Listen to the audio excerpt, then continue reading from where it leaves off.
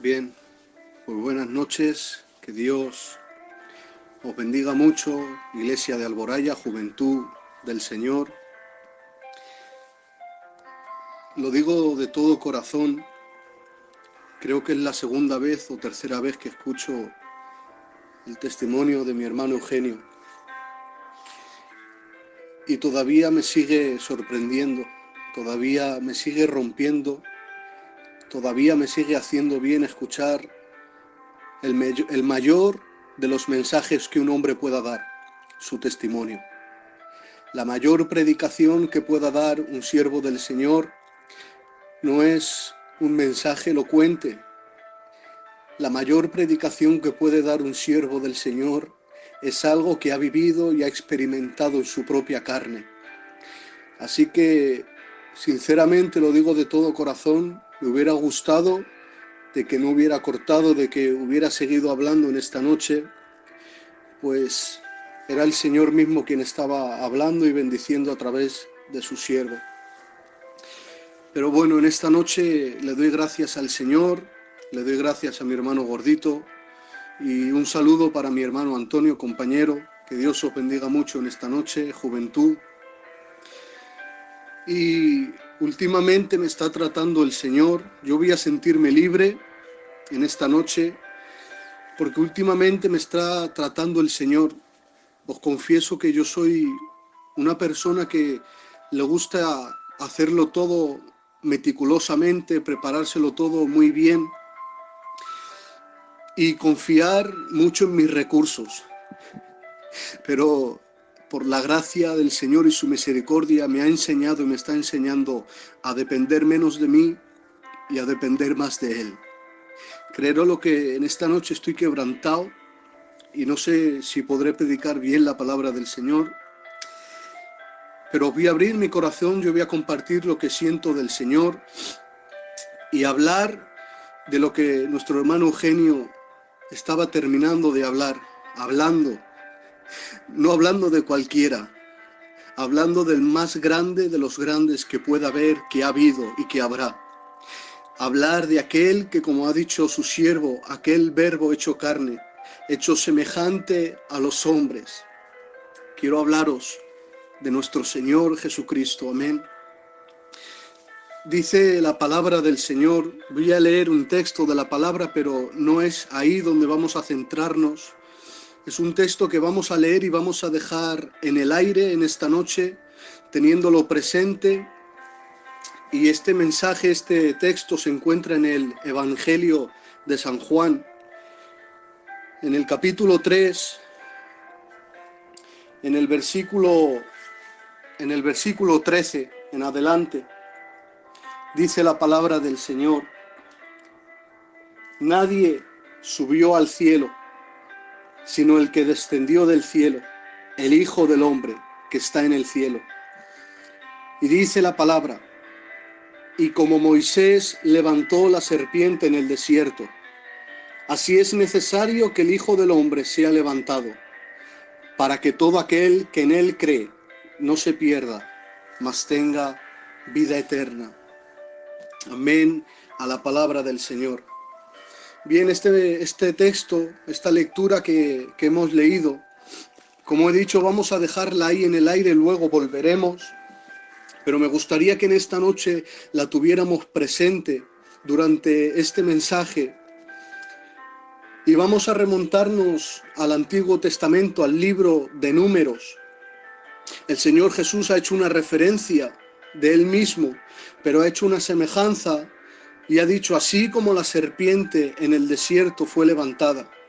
Y así vamos a ir al libro de Números, capítulo 21, pero contando un poquito así de manera introductoria la historia desde el capítulo 20, iglesia. Podemos ver que este pueblo del Señor llamado Israel estaba en el desierto de Zin y dice que no había agua.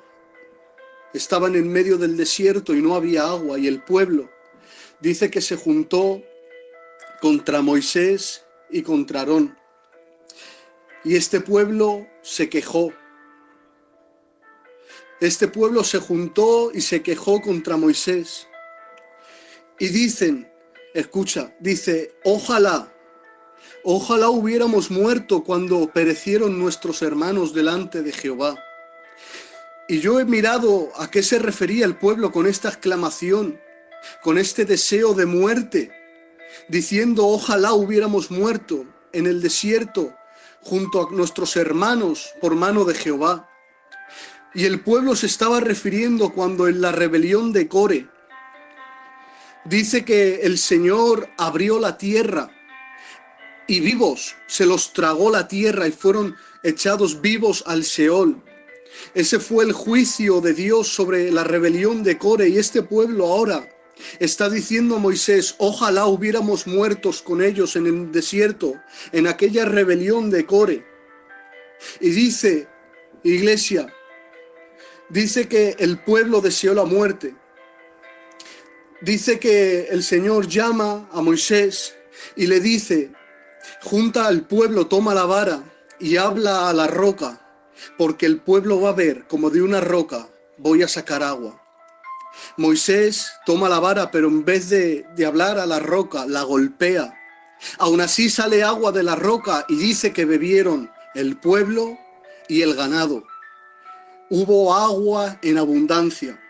¡Qué gran milagro hizo el Señor ante los ojos del pueblo de Israel! Pero dice que más adelante, voy rápido en la historia, dice que Edom no deja pasar al pueblo de Israel para cortar el camino. Dice que Aarón muere, toma el relevo su hijo de sacerdocio. Y en el capítulo 21 dice que el rey de Arad ataca a Israel y coge prisioneros del pueblo. Al ver esta situación, Israel dice que hace voto a Jehová y Dios los libra con mano poderosa y el pueblo vence a este rey de Arad. Pero en el versículo 4 del capítulo 21 vamos a leer la palabra del Señor. Dice que cuando después partieron del monte de Or, camino del Mar Rojo para rodear la tierra de Edom, pero dice, pero se desanimó el pueblo por el camino y comenzó a hablar contra Dios y contra Moisés. El pueblo se desanimó por el camino. Iglesia, joven, el desánimo en medio de la circunstancia adversa te va a hacer ver lo negativo de aquello que te está aconteciendo. En vez del pueblo mirar que el Señor de una roca, un capítulo anterior, ha hecho brotar agua, ha saciado su sed y la del ganado. El pueblo, en vez de ver que hay un rey que se ha levantado, ha hecho guerra contra ellos, ha tomado prisioneros del pueblo, el pueblo ha hecho un voto de oración al Señor y el Señor los ha librado. El pueblo ha visto tantas maravillas y proezas del Señor a su favor, pero dice que el pueblo se desanima, y al desanimarse dice que el pueblo se queja contra Dios y contra Moisés, porque déjame decirte que cuando olvidas lo que Dios ha hecho contigo, te lleva a la queja, te lleva al desánimo. Y así como estaba contando nuestro hermano Eugenio, cuando estaba pasando esta situación, venían los pensamientos a su vida, venían los dardos de fuego enviados por Satanás para turbarlo. Pero él no se fijó en la circunstancia que lo rodeaba. Él levantó su mirada y miró a quién amaba y a quién servía y quién estaba con él.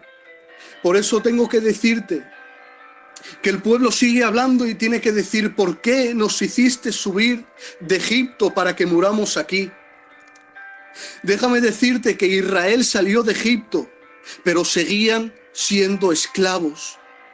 Israel salió de Egipto, pero Egipto no salió del corazón del pueblo de Israel. Déjame decirte así de paso, juventud, que el Señor quizás nos ha sacado de muchas cosas. Muchos quizás estabais en el mundo, yo al igual que mi hermano Eugenio, yo me he criado en el Evangelio. Pero muchos quizás venís del mundo, muchos quizás habéis sido rescatados de las tinieblas a la luz, muchos quizás habéis experimentado lo que es vivir en el mundo. Y a veces el no conocer al Señor A veces el no valorar lo que el Señor ha hecho en nuestras vidas. Quizás has salido de Egipto, pero Egipto no ha salido de tu corazón. Pero si esto está en tu vida, déjame decirte que ha llegado el momento, ha llegado el día y la hora de que arranques aquello de tu corazón, que arranques a Egipto de tu corazón y que sea el Espíritu Santo quien reine y quien gobierne en tu vida. De tal manera se desanimó, se olvidó de lo que hizo el Señor, de tal manera se quejó el pueblo, que llegó a menospreciar el maná, el pan que el Señor le daba. Y de tal manera que el Señor, cuando ve todas estas cosas, dice que el Señor envía serpientes venenosas, las cuales mordían y muchos del pueblo morían. El pueblo se acerca a Moisés y dice: hemos pecado contra Dios y contra ti. Ve ahora al Señor, ve ahora a Jehová, y ora para que el Señor, escucha bien, ora para que el Señor nos libre de las serpientes. Pero dice que Moisés va y ora. Aquel íntimo amigo del Señor, aquel que hablaba cara a cara con Dios, se acerca. ¿Qué le podría decir Moisés a Jehová que no cumpliera el Señor? Pero dice que Moisés se acerca para pedirle que quite a las serpientes venenosas. Pero Dios le da otra solución, pero siguió dejando las serpientes en aquel lugar.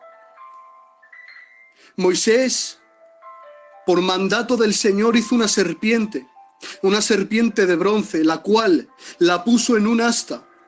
Y cuando alguno, esto es precioso, quedaros con el primer texto que hemos leído, la puso en un asta, y cuando llegaba alguno que era mordido por las serpientes, dice que el pueblo alzaba sus ojos, miraba a aquella serpiente que había sido levantada en un asta y vivía. Aquella serpiente que había sido puesto en alta, aquellos que habían sido mordidos por esa serpiente, al mirar, a elevar sus ojos y mirar aquella serpiente puesta levantada en un asta, vivía. Y yo me imagino que aquella serpiente no fue levantada quizás a 1 metro de altura, porque el pueblo era muy grande, el pueblo era numeroso. Y si alguno era mordido a la orilla del pueblo, del campamento que estaba lejos de aquella serpiente levantada, aquella serpiente debía ser levantada bastante en alto para que cualquiera desde cualquier punto del campamento, al elevar sus ojos, pudiera ver aquella serpiente clavada. Pero déjame en esta noche hacer una comparación del pecado, una comparación del pecado del pueblo con el pecado de Adán y Eva. Yo en esta noche necesito sentirme libre. Tomando la palabra de mi hermano gordito, yo voy a sentirme libre y expresar lo que hay en mi corazón. Dice la palabra del Señor en el libro de Génesis, en el capítulo 3, dice que la serpiente era muy astuta, más que todos los animales del campo que Jehová Dios había hecho, la cual dijo a la mujer: con que Dios os ha dicho, no comáis de todo árbol del huerto. Y la mujer respondió a la serpiente: del fruto de los árboles del huerto podemos comer, pero del fruto del árbol que está en medio del huerto, dijo Dios, no comeréis de él ni lo tocaréis, para que no muráis.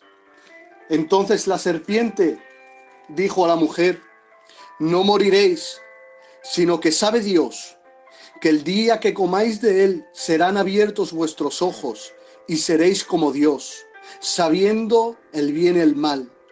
Y escucha esto: y vio la mujer que el árbol era bueno para comer y que era agradable a la vista y árbol codiciable para alcanzar sabiduría.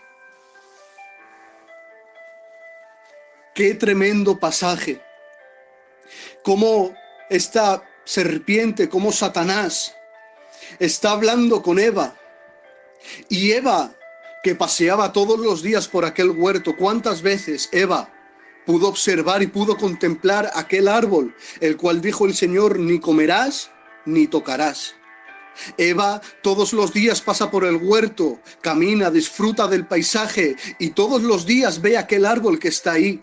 Pero en Eva nunca se ha despertado el deseo el deseo de tomar y de comer del fruto del árbol. Pero dice que cuando Satanás empieza a hablar con Eva, Satanás empieza a embaucarla, Satanás empieza a envolver el pecado por aquella desobediencia, porque el Señor le dijo: no comerás ni tocarás. El Señor le mandó que no comiera ni tocara, o sea que al hacerlo desobedecería y pecaría. Pero la serpiente, que es tan astuta, dice que empezó a envolver a Eva y empezó a envolver el pecado de una manera seducible. Dejarme hablar claro, me tengo que sentir libre en esta noche, no quiero que nadie me malinterprete, pero es un culto para jóvenes. A mí me han dicho que es un culto para jóvenes y yo me siento libre en esta noche. A veces el pecado Satanás lo disfraza y lo envuelve de un atractivo para que aquellos que a veces lo vemos durante mucho tiempo y no nos llama la atención, pero el pecado lo envuelve de tal manera, la astucia de la serpiente lo envuelve de tal manera que para nuestros ojos aquel árbol sea codiciable a la vista. Y Eva tiene que decir y tiene que pensar y ver que es un árbol y que es codiciable para la vista. Pero déjame decirte en esta noche, no permitas que el pecado sea seducible para tu vida. No des la oportunidad. No te pares a hablar con la serpiente, no le des conversación a aquellas personas que pueden llevarte al pecado. No des conversación a pensamientos en tu mente lanzados por Satanás, que te intentan hacer ver el pecado de una manera seducible, alcanzable, que el pecado no es nada malo, pero déjame decirte en esta noche, no caigas en las artimañas ni en las redes del enemigo. El pecado produce y trae muerte. El pecado produce una separación, el pecado trae unas consecuencias. Así que en esta noche déjame decirte y enviarte esta palabra. Cuando el pecado venga a tu vida a llamar la puerta de tu corazón, el Señor siempre advierte y tiene que decir, como dijo a Caín: Caín, el pecado está a la puerta y te está llamando, mira a ver lo que haces, Caín. El pecado toca la puerta de tu corazón, joven, pero en ti está la decisión de decir: no abro la puerta al pecado, no abro la puerta a Satanás, no abro la puerta al mundo. He mantenido y he decidido seguir siendo fiel al Señor, y como dijo Daniel, no contaminarme con la comida de este mundo. Y dice que era codiciable para la vista. Pero Eva cometió el pecado, se dejó engañar por la serpiente y seducir, tomó de aquel fruto y comió, él, ella y Adán. Ambos pecaron y aconteció algo, aquella gran mentira de Satanás: no moriréis. Porque Satanás te envuelve de tal manera que te hace ver todo como color de arcoíris, como un mundo de maravilla. Pero el pecado trae muerte. El pecado te lleva a la ruina. El pecado te separa de Dios, de su presencia. El pecado te lleva al infierno. Y dice que cuando comieron aconteció algo. Aconteció algo instantáneamente. Y aconteció algo que se prolongó. Hubo dos muertes. La muerte física. Ellos eran inmortales hasta ese momento, no podían morir, pero al pecar, el reloj de la muerte comenzó para ellos. Al pecar, la muerte se introdujo, como dice la palabra, y el reloj de la muerte empezó a contar para ellos. Pero hubo una segunda muerte, una muerte instantánea desde ese mismo momento, una muerte espiritual, una separación de Dios con el hombre. Pero ¿quieres ver la misericordia de Dios? ¿Quieres ver cómo aún en la desobediencia del hombre? ¿Quieres ver cómo aun cuando el hombre va detrás del pecado? Porque así somos nosotros. Así somos los hombres, que nos dejamos engañar fácilmente, que cometemos tantos errores que a veces le decimos al Señor: ya no lo vuelvo a hacer, pero al día siguiente volvemos a caer en el mismo error. Pero vengo a mostrarte la gran misericordia y la gracia del Señor. Dice en Génesis capítulo 3, versículo 21 al 24. Dice: y Jehová Dios hizo al hombre y a su mujer túnicas de pieles y los vistió. Y dijo Jehová Dios: he aquí el hombre es como uno de nosotros, sabiendo el bien y el mal. Ahora pues, que no alargue su mano y tome también del árbol de la vida, y coma y viva para siempre. Y lo sacó Jehová del huerto del Edén, para que labrase la tierra de que fue tomada. Y dice: echó pues fuera al hombre, y puso al oriente del huerto de Edén querubines y una espada encendida que se revolvía por todos lados, para guardar el camino del árbol de la vida. Dirás: ¿y dónde ves la misericordia de Dios aquí, Josué? Si lo que ha hecho el Señor es echarlos fuera del huerto, y el Señor ha dicho: vamos a sacarlos, no vaya a ser que alargue su mano y también tome del árbol de la vida, para que no vivan eternamente. Y hago yo esta pregunta ahora: ¿el deseo de Dios no ha sido siempre que el hombre viviera eternamente? El deseo de Dios desde que Adán pecó, ¿no es que el hombre tenga vida eterna? Y yo digo sí. Entonces, ¿por qué sacó Dios del huerto a Adán y a Eva? ¿Los sacó por castigo o los sacó por amor? Y me dirás: ¿por amor sacó a Adán y a Eva del huerto? Y te digo sí. ¿Sabes por qué? Porque si Dios hubiera permitido que Adán y Eva tomaran del árbol de la vida, habiendo pecado y habiendo caído, teniendo esa muerte instantánea espiritual, esa separación de Dios y el hombre, si en ese mismo momento también hubieran alargado su mano, tomado del árbol de la vida, hubieran vivido eternamente, sí, pero hubieran vivido eternamente separados de Dios. Y aunque el deseo de Dios desde la eternidad, desde que pecó Adán y Eva, ha sido que el hombre tenga vida eterna, pero dice: pero mi deseo no es que vivan eternamente, mi deseo es que vivan eternamente, pero conmigo. Mi deseo no es que vivan eternamente condenados al infierno, que cuando muera generación tras generación se vayan al infierno y no tengan solución para ellos. No, mi deseo es que tengan vida eterna, pero una vida eterna con Cristo Jesús en el reino de los cielos. Por eso los tuvo que sacar del huerto, para que no tomaran en aquella condición del árbol y vivieran eternamente separados de Dios. Pero el Señor que es omnipotente, el Señor que es omnipresente, el Señor que no solo está en nuestro tiempo, el Señor que no está encapsulado a nuestro tiempo ni nuestro límite, el Señor que sabe todas las cosas, Él ya tenía un plan preparado. Él ya tenía algo preparado para solucionar aquel pecado que Adán y Eva cometieron. El pueblo dice que el pueblo tenía que alzar sus ojos y mirar aquella serpiente clavada en una estaca y levantada. Y me llevaba el Señor a leer un salmo, el Salmo 121. Dice: alzaré mis ojos a los montes. ¿De dónde vendrá mi socorro? Y tiene que decir el salmista, por revelación del Espíritu Santo inspirado, tiene que decir: mi socorro viene de Jehová, que hizo los cielos y la tierra. Entonces, ¿por qué el pueblo tenía que alzar su mirada?